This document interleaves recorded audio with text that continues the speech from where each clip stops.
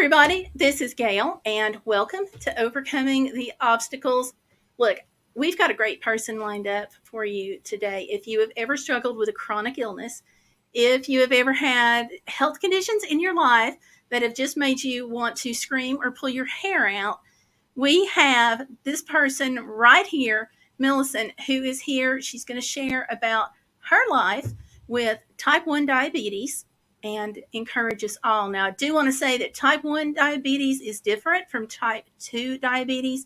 It's also sometimes called juvenile diabetes. But now that I've said that, let me ask Millicent to introduce herself and tell us a little bit about her. Hi, thank you so much for inviting me onto your show. I was very excited to do this because I think that just talking about these things is really important. A lot of people are just very uninformed, misinformed about what diabetes is, all of that. Anyway, so I'm very excited. Thank you for having me. Thanks for being here. So yeah. So as Gail said, my name is Millicent. I am 24 years old. I'm working full time. Thankfully, I get to work from home during the pandemic. All of that. So I guess I can just jump right into the whole diabetes thing. Sure. I was diagnosed when actually 3 days before my 11th birthday. Oh. Yeah, it was not the birthday present you want to get. Oh. Yeah, it was a lot. But so what was happening, I think for months before that, I was pretty sick. My biggest symptoms were I lost a lot of weight. I was very, very thin. Like I look back at pictures of me when I was this little 10-year-old and I was like a stick, like very, very thin. I was thirsty all the time. Like water would go in and come straight out. Like I was just guzzling down water, peeing it straight out. It was a lot. And my parents kind of noticed like something isn't quite right with her.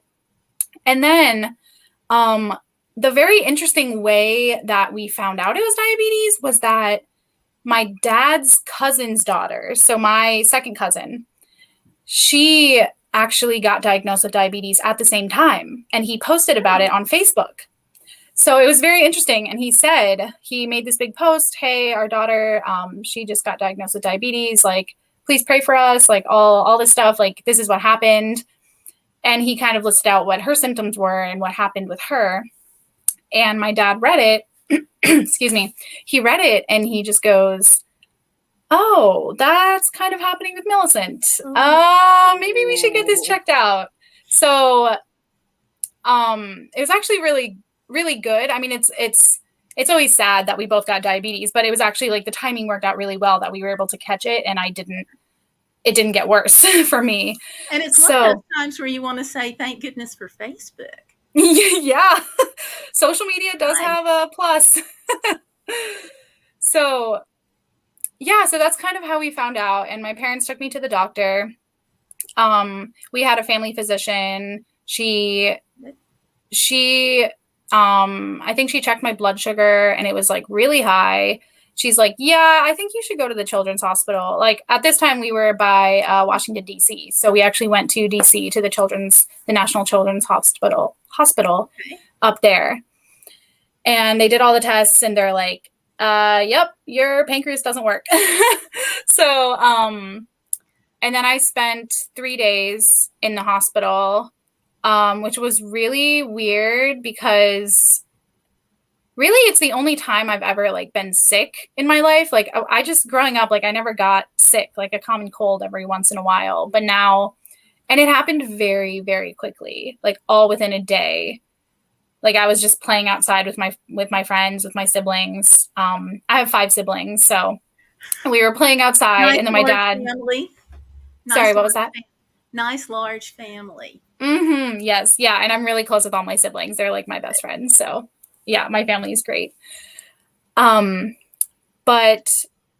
I was playing outside one minute. My dad takes me inside, is like, hey, I think something bad is going on. I think you might have what's called diabetes.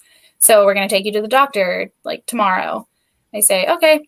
So, and then the next day we go to the physician and she says, yeah, you should go to the children's hospital. Like this looks like it's diabetes. And then I specifically remember on the way to the children's hospital, I was in the back seat. My parents were in the front seat, just kind of like quiet, kind of taking in what was happening.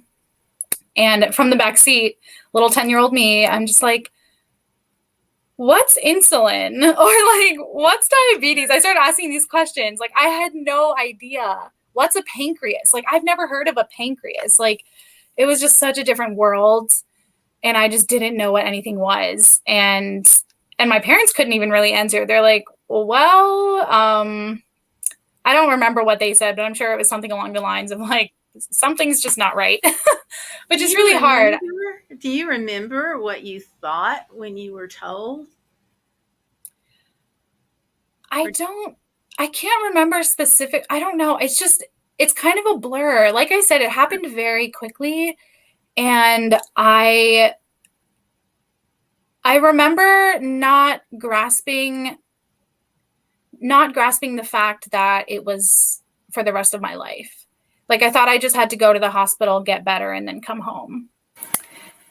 So you really didn't know what that meant at all. No. Sounds like your parents didn't either at the moment. Yeah, I think it was all very weird because no one else in my family has had a major health issue like that. There's been some broken bones, fractured wrist, like the little emergencies like that. But as a family, we had never dealt with something to this magnitude. So we were kind of all just like, okay, like we don't really know what's going on, but let's go to the hospital and figure it out. So like I said, we were there. Well, I was there for 3 days and it was really weird. They had me hooked up to I was hooked up to an IV. I guess they were like pushing like fluids through me probably to get my blood sugar down. And giving me insulin maybe. So, and then one thing from the hospital that I do remember very clearly was that I was sharing a room with a guy and his baby. I don't know what I never talked to them. I was very shy at that point in my life, but the curtain was closed between us.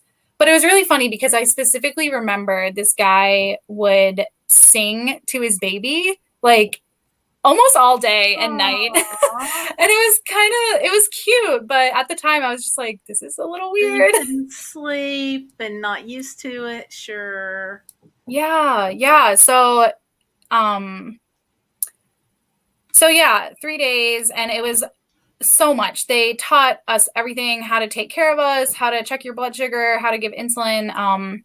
I'm very, very grateful for modern medicine these days because this was almost 14 years ago. And I started out with syringes, and that like taking insulin through syringes is a lot more difficult than I think now. They start people either on insulin pens or the pump straight away. And that's just so good to me because I'm like, oh my gosh, the syringes were so horrible. Like they were very difficult to manage, like it hurt more. There are longer needles. Like, oh, I'm so thankful for like kids these days who get diabetes. I think they start off on a better foot than I did 14 years ago. And it's amazing to see the new technology they're coming out with, all the great resources we have to like help manage our diabetes. Well, as time goes on, they learn more and develop better products to help. Yeah, definitely. Yeah. Now I've heard that people with the type 1 diabetes have to check their blood multiple times a day and look at giving themselves shots multiple times a day. So is that still something that even with the advances that people have to do? Yeah, so that it depends on the type of treatment you're on. So I'm on the insulin pump, which is this little thing here. It kind of looks like an MP3 player or an iPod or a pager. I don't know what you want to call it, but so this thing has what's called a continuous glucose monitor. attached to it. So it measures my blood sugar for me. Like every 5 minutes, it measures it. There's a little sensor that's sticking into my stomach that stays there for about a week. You have to switch it out every week. And it measures your blood sugar. So this greatly reduces the amount of times I have to prick my finger. And I don't take any needles now, because this little thing, as you can see, it's attached to a tube, and the insulin is in this little reservoir in here, and it just pushes out the amount of insulin that I need depending on how many carbs I eat. So this has greatly improved my life. Oh my gosh. If any diabetics are listening to this, please go on the pump. It changed my life. Like, I could not sing higher praises for the insulin pump. And there's different doctor about. Mm-hmm. Something to talk to the doctor about if you have the diabetes. Yes, definitely. Yeah. Oh my gosh. Because I was on insulin pens, which is a different method. So that's where you have this little pen, they call it. It looks like a writing pen, and it has a certain amount of insulin in it. And then you put a little needle on the end and you prick yourself, and you give yourself the amount of insulin that you need. And it's always based on the food you eat. So the way it works is like you intake carbs and sugars, and then the insulin counteracts that. So you have to like counteract all the carbs you're eating. So we count the amount of carbs we're eating in a meal, and then we take insulin to kind of counteract that, and to keep so that the levels of sugar in your blood doesn't raise through the roof. So the pens, that is more injections. You have to check your blood sugar more, all of that stuff. So I was on pens for, oh gosh, almost like most of the time I've been diabetic, probably for like 8 years. I got the pump almost 2 years ago now. Yeah, this month, it'll be 2 years since I've had the pump. Hey. March 29th, 2019. That's when I got. I know the exact date because it was very monumental in my journey. So it sounds like it has changed your whole life to have the Oh my gosh, yes. And so I was on the pens for all that time. The management of my diabetes was horrible. Like, my blood sugars were always high. I would forget to give insulin.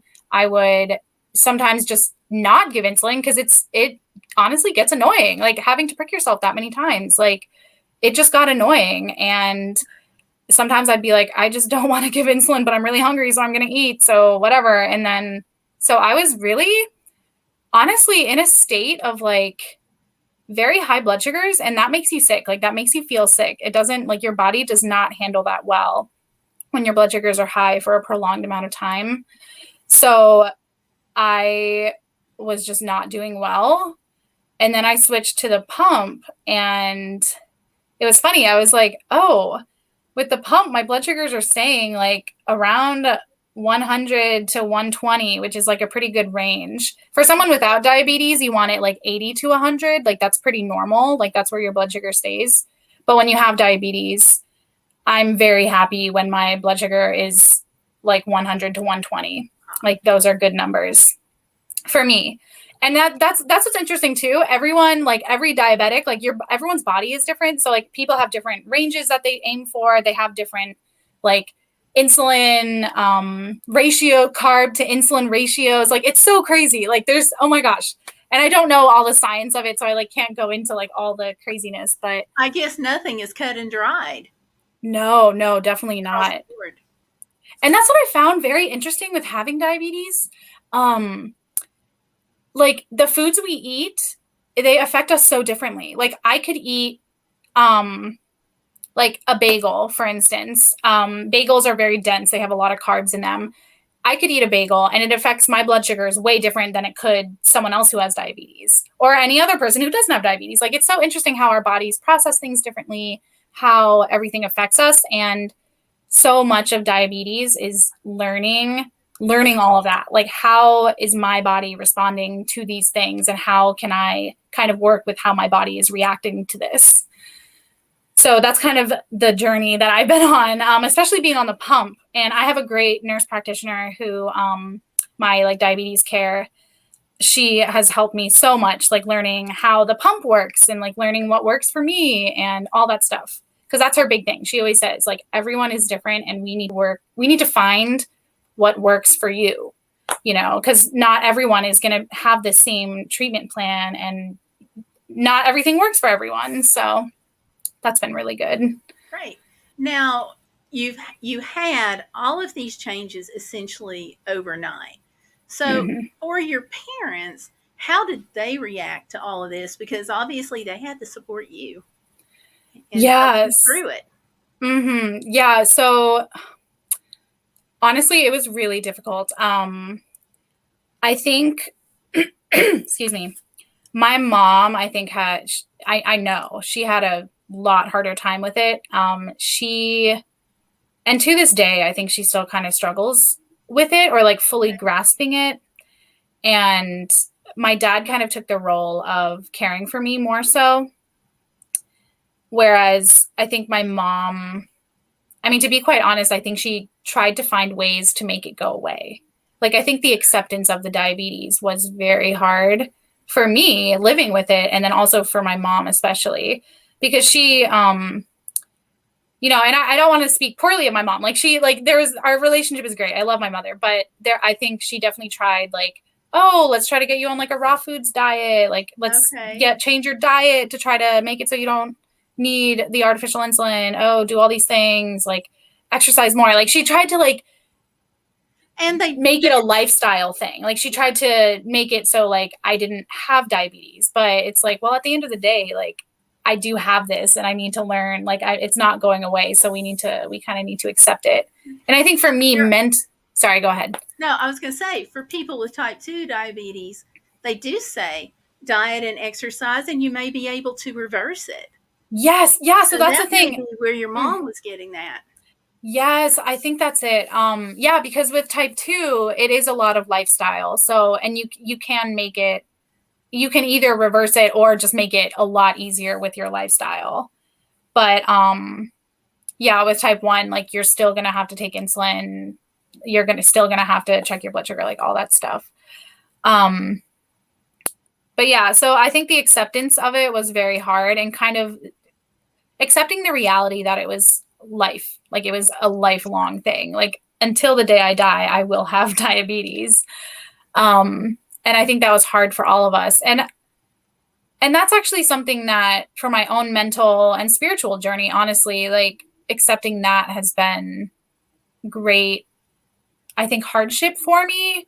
But I think within the past couple of years, I've definitely taken huge strides to, I don't know, just kind of accept that and just learn that this is something that I have. And that doesn't change me. That doesn't make me less than, it doesn't make me more of a broken human being, because I think that's it. And I think with chronic illnesses overall, it's really hard to kind of change your mindset and to accept the fact that, like, this is something that I have and that I am struggling with and that I deal with, but like, this does not define me as a human being.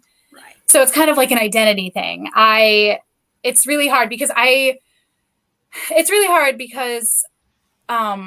what's the word? I love saying that I have type 1 diabetes, but not that I am a diabetic, because that's more of like an identity thing. I'm like, it is something that I have. It is very different. Yeah.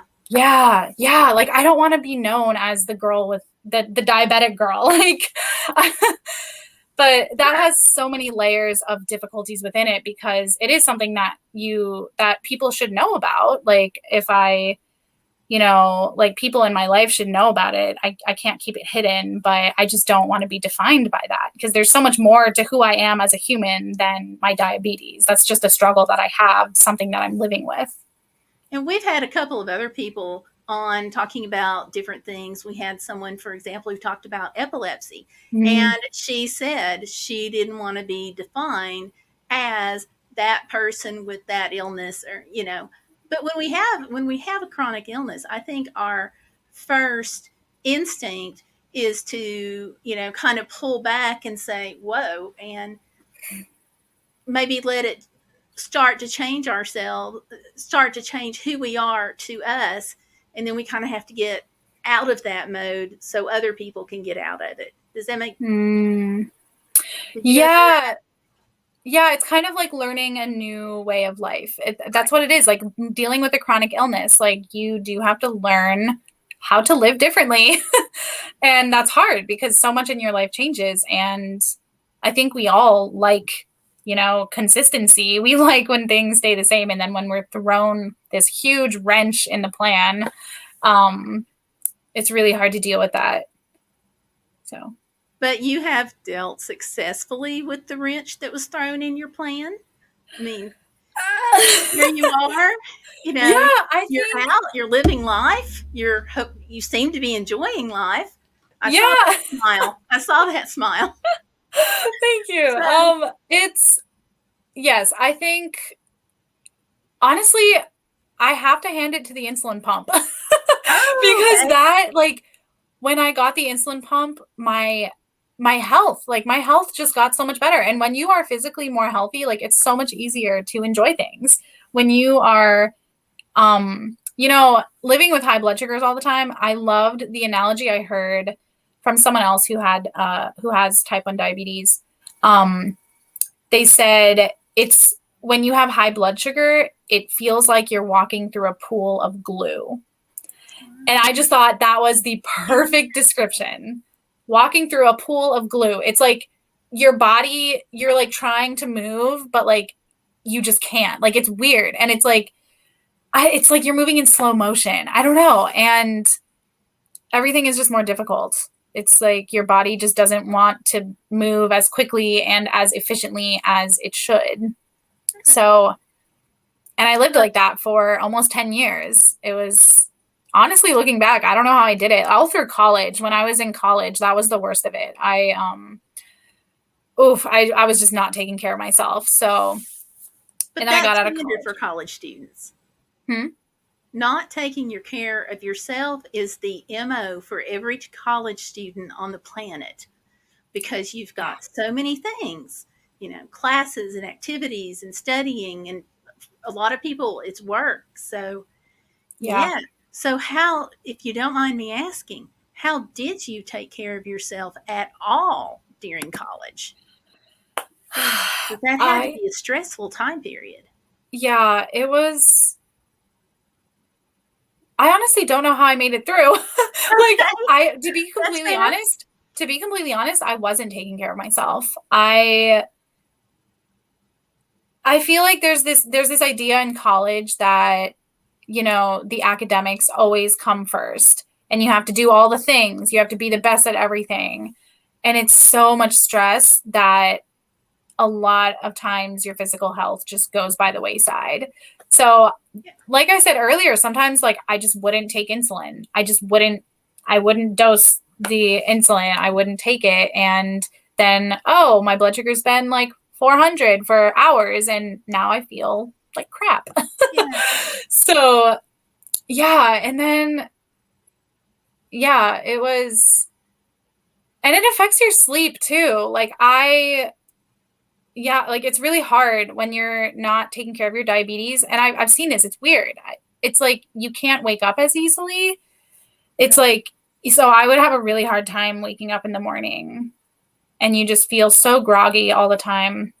And I just went through all 4 years of college like that. I was kind of, like I said, walking through glue, just trying to get by. Somehow I did. I got my degree. I Yeah. graduated. Yay So for you. thank you. And see, I think that's a testimony to your strength and your determination that you got through it. Because, Yeah. some people, when they have a chronic illness, I've talked to them before about being on the show, and they are afraid to go to college. They're afraid to step out of that door because of what might happen, you know. And here Yeah. you went off and you did it. Yeah. Yeah. I found out later that my parents were really worried. Like, and I think to this day they still worry a little bit because I'm so out of my all six of the kids in my family, I'm the fifth. So one of the younger ones. And I think they just always kind of worry about me, especially with the diabetes. But I mean, I would say like with the modern medicine we have with like treatment plans, any chronic illness, like it shouldn't, of course it affects your life. Like I said, your lifestyle does have to change, but like it shouldn't be holding you back too much. Like it really shouldn't, especially diabetes. Like I can do anything anyone else can do with diabetes. Like it really does not hold me back in life. Um, Sometimes it's really hard because sometimes it feels like it does because there's always like that little thought like, oh, I need to make sure that my blood sugar is good before I do this. I need to make sure that I'm getting the right insulin amounts. I need to check my blood sugar, like whatever. You do have to do these things, but it doesn't stop you from doing like the bigger picture things, you know? And I think when I was diagnosed 14 years ago, I think they said there's only two things you can't do as a diabetic. I think it was like drive like tractor trailer trucks or be a pilot or something like that. There were like two jobs that like they just won't let you do as a diabetic. But that's so false now. Like now they let you do anything. Like it really doesn't hold you back. And just like for anyone who is struggling with that, like high schoolers who are going to go off to college, like there's so many resources. Universities have like healthcare people, they have clinics, they have resources. There's probably a support group for what you're struggling with. That was really fun in college. I ended up living for a semester with a girl who also has type 1 diabetes.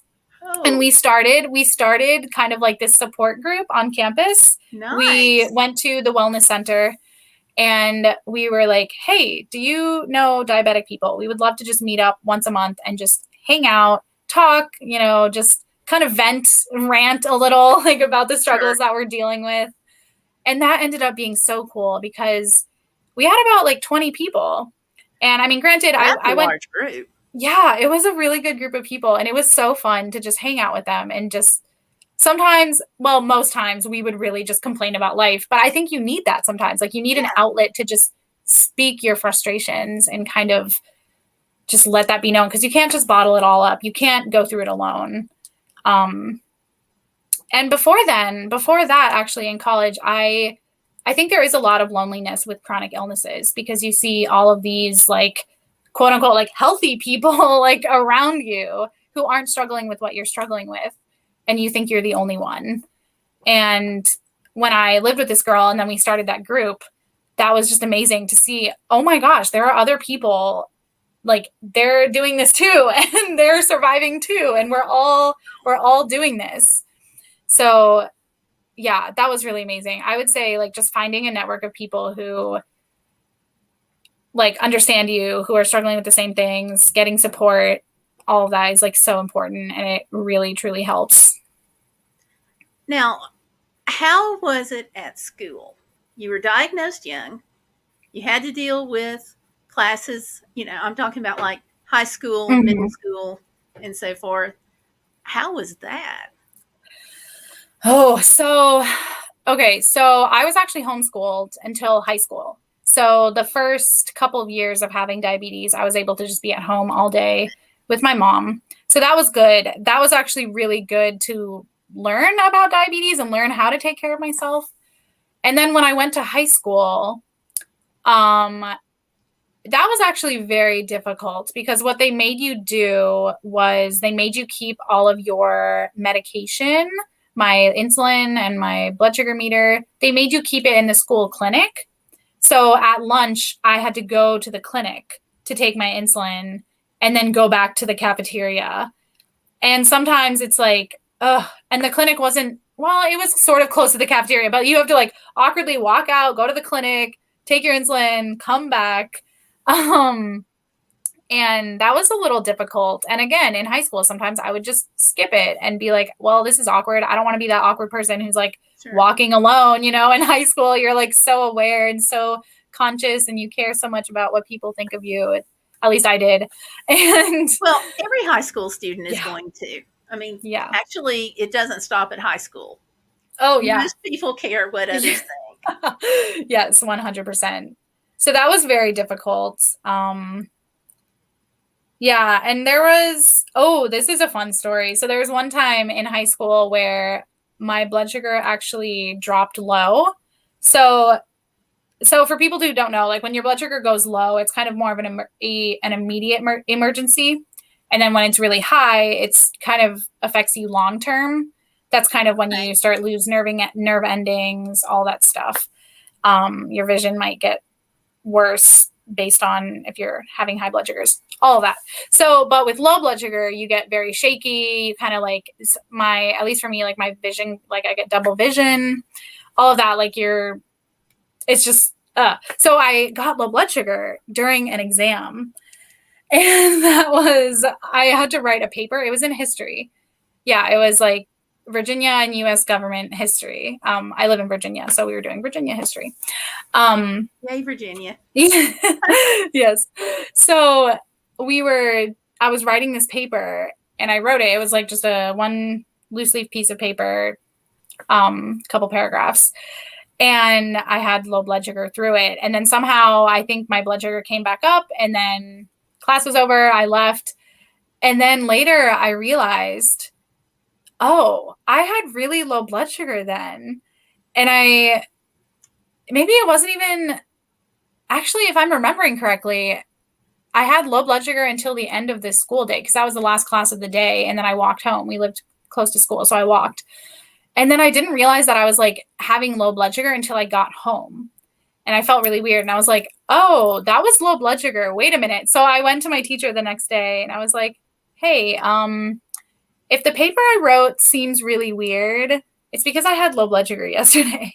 Okay. And she was like, actually, I noticed, like, you didn't seem normal. Like you were kind of like very like kind of like agitated, like twitchy a little bit, and like just not good. And then at one point, like your head, you just like after you were done, like you just put your head down on the desk, and like I kind of noticed something was up. So thankfully she let me redo it, which was so nice of her. Nice. Yeah, it was that's what was really good. In high school, all of my teachers were very understanding, like, of my diabetes, and good. I don't think I had any other incidents other than that. There was like once where I got sick from high blood sugars, and I had to go home. My mom came and picked me up, but so that was like the only kind of incident that happened. But then in college, one of my professors was not super understanding. So I think it was finals week, and I feel like during college, I feel like I got kind of sick every finals week because of the stress of finals in college. It all kind of like the stress, whole. But you're also studying more, and that's going to change your schedule, and no sleep, and yeah. So something had happened, and I ended up having to miss the final because I was sick, or like I couldn't make it. I was like, I can't do this. Like, can I please make it up? I have diabetes. Like, I'm not feeling well. And then she was like, yeah, you can make it up, but I didn't know you had diabetes. So like, I shouldn't let you do this because you're supposed to register it with like the Office of Disabilities or something. And I didn't. And I was just like, okay, whatever. So that was a little annoying, but she did end up letting me make it up, but I don't know, kind of had an attitude, I guess, about it. And I was like, I'm sorry, I'm not choosing to be sick. But a lot of students don't know that there is an office that can help them. Yes. And I honestly, my whole college experience, I never like did anything with the Office for Disabilities, or I never really let my professors know. I really should have, like, and that's the thing. I think through high school and college, I really shied away from telling people, or I kind of shied away from it. I didn't want people to know I was diabetic. I didn't really want like special treatment. And I think that kind of comes with the whole acceptance thing. Like, you have to, if you have this illness, like, you need to have the resources to live life normally. Yeah, but it can be hard to decide when to tell and who to tell. Yeah, no, that's very true. How about your friends? Were they supportive? Yes. Yeah, everyone. Yeah, when I was diagnosed and just throughout my life, all my friends, everyone's been super supportive. They've been really great. I will say that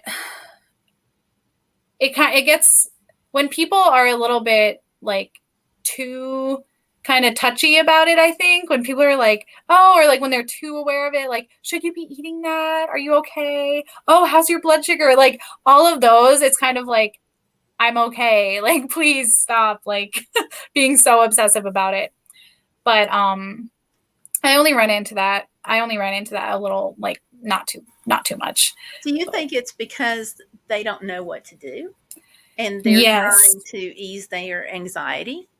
I think it's a place of fear. I think that, yeah, I think it comes from a place of anxiety or fear, because they don't want, and a place of love too. Like, they don't want me to, like, not be okay, you know? And they just want the best for me. There's a very fine line, I think, of just letting me be me and not kind of, but going back to the identity thing, not letting the diabetes be the central focus of everything about me, but then also, like, caring and checking in on me about it. So yeah, and it's a line that is very hard to find, and I don't even really know how to define it, like, with my friends and family, because I know there was a time where my dad, like, I think when I was in high school and in college, like, I kind of started taking care of myself more. Like, it was on me more so than my dad, like, really helping me. But then he'd always be like, is your blood sugar okay? Are you okay? Like, what's going on? And I'm like, I'm fine. Everything's okay. Leave me alone.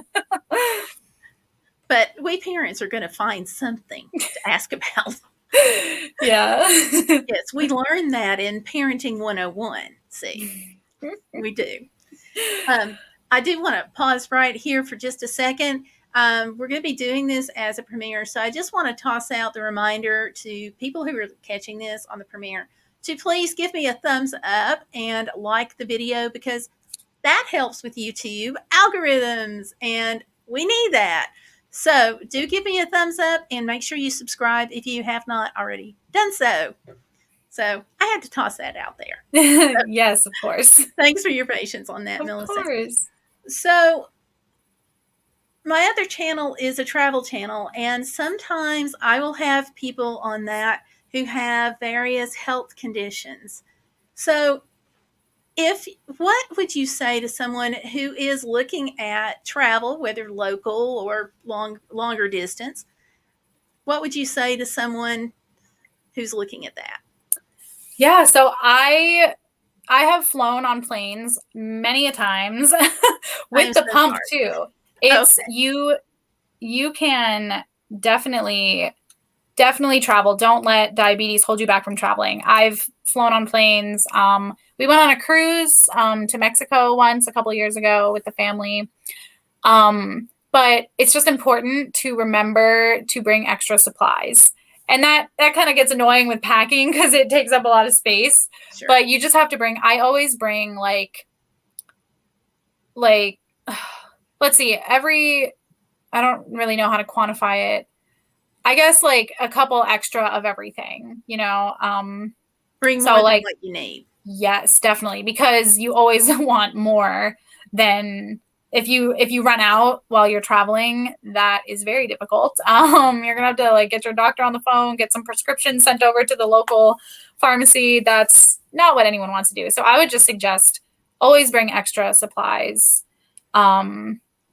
But don't let it hold you back. Like you can still travel with diabetes. And it even goes through, my pump goes through like the metal detector. Like you can bring it through there. And I always just say, like, when I go through airport security, I'm just like, hey, I'm diabetic, I have a pump. And they're like, okay, great. Like they've never given me an issue. Yeah, so it's really not that difficult. Don't let it scare you. So see, another thing that you've done, you've got a long list. This is wonderful.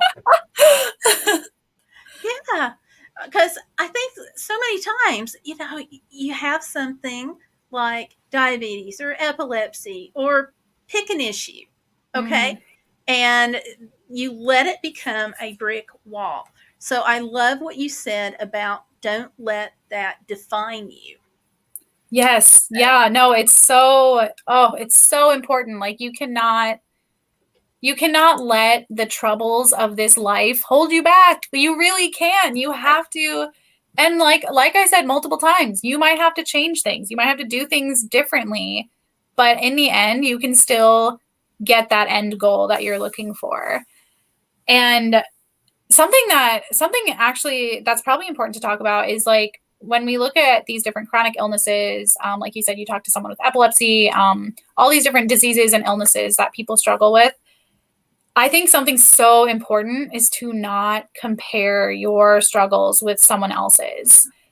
It is such a dangerous game because, it is so important because let me tell you, when I was diagnosed, multiple people in my life, they said things like, oh, well, like, at least it's not cancer. Like, you're not going to die. And I'm like, okay, like, that doesn't mean it's not hard. Like, that you're kind of invalidating my hurt feelings or my sadness or my struggle with this, So it's so important to know that, like, every single human being, like, we are all carrying so much, like, we carry struggles and just brokenness and baggage, like, all of it. And everyone has their own, and no two people have the same struggles. And it's so important to remember that and to just know that you need to find how to work through your struggles. And it's not going to be the same that how someone else works through it.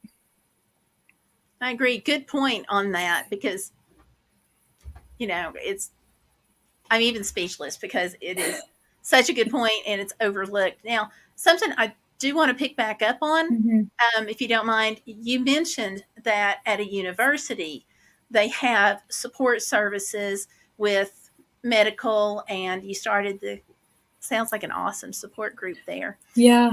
Did having diabetes affect your choice for college?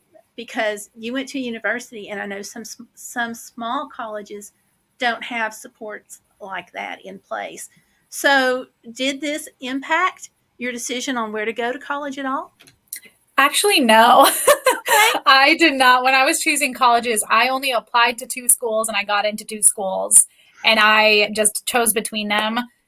The thing that made me choose the school I went to, which was Virginia Commonwealth University in Richmond, Virginia, I chose that because it was farther away from home. Oh, that was the deciding factor. I was like, I'm not going to go to the school down the street. I don't want to live at home and commute. I'm going to go to this other school like 2 hours away. So that was, it really didn't affect me, affect my choice at all. Okay. That's awesome, because, for some people it can. So no, definitely. I love that you didn't. And I think that kind of plays into that. I wasn't even really taking care of myself at the time. I think if you're taking care of yourself more and you're more in tune with your body, I think that might actually be something good to look at. What are the services that my school provides? What are the, the support systems that I can kind of tap into? So I actually would suggest, let it be a decide for, I would look at that. But like I said, high school me was not really on top of it. But that's not too hard to understand, because we've all been to high school, and there's a lot of adjustments that you make in high school. So it's a big deal even without having your challenge. Yeah. So what would you say the most difficult thing has been when it comes to having the diabetes, the type 1 diabetes? Gosh, I think the most difficult thing about it is just that it takes an extra step with everything. Kind of like it always kind of has to be on the forefront of your mind. As much as you don't want it to, as much as like you want to not think about it, it's always there, and you have to address it. And you really do. Like, for example, like the example I always tell people when talking about this is like, when I'm hungry, I can't just go into the kitchen, grab a bag of chips and start eating. Like, I have to figure out, how much am I going to eat? How many carbs is that? Look at the label, like all these extra steps. I think that's been the most difficult part. Now, again, with the pump, it alleviates that a little bit. And I think that's why the pump is such an amazing tool, because if you end up eating more than you originally planned, or like all this stuff, you can just plug it into the pump again, and it's so much faster. You don't have to pull out your insulin pen, put the like screw on the little needle cap, like stick yourself, like all that stuff. But it does, I think it's just difficult because you kind of always have to think about it. And it almost feels like you have a little bit less freedom than other people do who don't have diabetes. But you're able to manage that, and you've certainly shown that it's manageable. Yes. Yeah, that's the thing. It's like, okay. And I think the whole theme of this whole thing is like acceptance. Like, okay, it's there, and you just have to learn how to manage it and how to kind of like just deal with it. So, yeah. So if somebody is struggling with that acceptance, what can they do to help to accept themselves as a person and accept life as a challenge? And if you want just a second to think about that, I'm going to toss out another. Okay, everybody, give me a like on the video, big thumbs up here. Help us out with the Google algorithms. And if you share it on social media, that helps too. So Facebook, Instagram, Twitter, like tell everybody you know about this episode because it is so important. Okay, so help us out there, all right? And if you listen to it on the replay, leave us a comment down below because that helps everybody. Because the comment you make may be on somebody else's mind, or the question that you ask may be something that helps someone else too. So toss those comments and suggestions in. So, okay, thanks for your patience on that, Millicent. Of course. So to answer your question, I would just want to tell people, like, when you accept the fact that you have this chronic illness, that it's going to be your whole life. It doesn't necessarily, I don't know, it's not an easy thing to do to accept it, but what I want to say is, like, taking care of yourself, you are just more easily able to live life abundantly. You know, when I was sick, I was not able to be as joyful and happy and carefree that I am able to be when my physical health is under control. So it's kind of like, well, do you want to be sick or do you want to not be? And it takes a long time. I mean, I don't know. I'm a woman of faith. I'm a Christian. So it was a very spiritual thing for me, I think. Praying a lot, asking God to help me, all of that. But that I think if you just want extra reserve to draw on,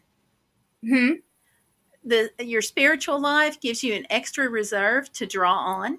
Yes, definitely. And I think that's, I mean, honestly, my spiritual life and, my relationship with Jesus has been a great resource for myself. But for people who might not be Christian or people of faith, I just think looking at it logically and just saying, okay, like, I have a couple choices here. I can either choose to take care of myself and just feel better, or I can choose not to and struggle through life.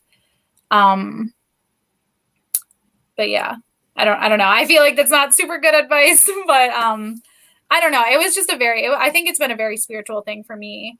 A lot of praying and a lot of acknowledgement that, and also a lot of acknowledgement that, kind of going back to, like, everyone has a struggle and a hardship that they're facing, and kind of coming to terms with that and saying, okay, this is what I'm struggling with, and other people have what they're struggling with. That kind of helps. Like, we're all kind of on this path of life and we all have our stuff that we have to deal with. Sure. So it sounds like, and correct me if I'm saying this wrong, but it sounds like your coming of age just happened to also include diabetes, but it could have included pick a chronic problem. Yeah, I think so. Yeah. I mean, or not really a chronic problem, but I think a huge thing that people struggle with these days is, like, anxiety, depression. Yeah. Thankfully I do not struggle with anxiety, but I have diabetes. Some people, they have debilitating anxiety, like really bad stuff. And, we're all just trying to figure out ways that we can enjoy life, because we only have one life. We need to find ways to, deal with what we have so that we can be happy and find joy within everything. Well, thank you so much for being on. Before we go, is there anything else that you would like to say, or anything that you forgot? I don't know. I just want to say, like, if you're struggling with a chronic illness, just find the support and the resources to help you deal with it, because it makes such a huge difference. And if you don't have supportive, friends or family, then one, you can't find a new family, but find new friends. Find people, like, you need to latch onto people in your life that will support you and love you and help you, because you really cannot do it alone. And yeah, I think that's just my final word. You can't do it alone. Find people who will love you and support you through it. That's awesome advice. And as far as resources go, I have added a couple of links down there in the description box for Mayo Clinic and the American Diabetes Association, and one from the National Institutes of Health. So those might be good resources. And those of you who are watching this, I just want to toss out the reminder that this is not medical advice at all. You need to get your medical advice from your healthcare team. This is her sharing her experience. So, and thank you for sharing your experience and for being on today. We really appreciate it. So go out there and keep living life. Yeah, thank you. Okay, thank you. Thank you all for watching. Good night. Bye.